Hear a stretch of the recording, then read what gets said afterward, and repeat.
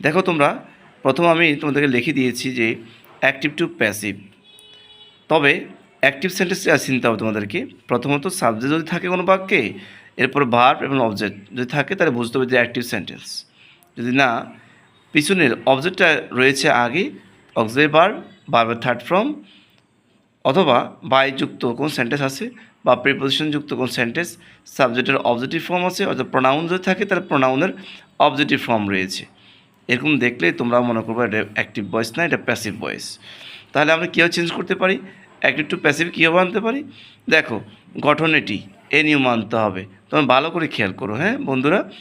দেখো রুলস হতো কি, যদি কোনো বাক্যে অক্সিলারি আগেই থাকে তাহলে দেখতে am, is, are, was, were, shall be, will be থাকলে এদের পরে বিইং আনতে হবে, বিইং। তারপরে মেন ভার্ব এর থার্ড ফর্ম অর্থাৎ পাস্ট পার্টিসিপেল ফর্ম। অতিরিক্ত কিছু থাকলে লিখবা, না থাকলে বাই দিয়ে বাকি অংশটা অর্থাৎ সাবজেক্টের আগে যে লাইন লিখে দিয়েছি তোমাদেরকে এটি হবে এখানে।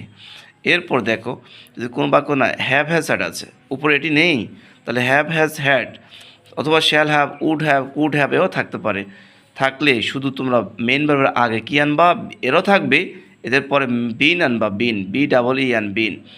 এরপরে ভার্বের থার্ড ফর্ম অর্থাৎ পাস্ট পার্টিসিপেল ফর্ম দিয়ে বাকি তার গঠন অনুযায়ী যেটা হয় এটি নিয়ে আসবে এখানে। এরপর দেখো যে এগুলো দুটোর কোনোটা নেই, আছে shall, should, can, could, will, would, may, মাইট।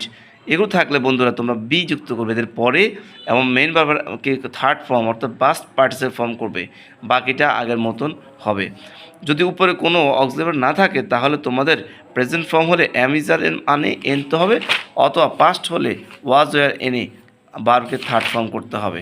যেমন I'm writing a letter, that means passive হলে a letter is being written by me. They wrote a poem, এখানে কোনো অক্সিলারি নেই, তাই আ পোয়েম ওয়াজ নিতে হবে, যেহেতু পাস্ট ফর্ম আছে, ওয়াজ রিটেন বাই দ্যাম। এই দে হলো প্রোনাউন, তার অবজেক্টিভ ফর্ম হলো them. Thank you so much. আবার দেখা হবে অ্যানাদার ভিডিওতে। এই পর্যন্ত তোমরা আমার ভিডিওকে সাবস্ক্রাইব করে রাখো, যেন পরবর্তী তোমাদের যে কোনো পরীক্ষা যে কোনো সমস্যা হয় তোমরা দ্রুত নক পেয়ে যাও, আমার খুঁজে পাও।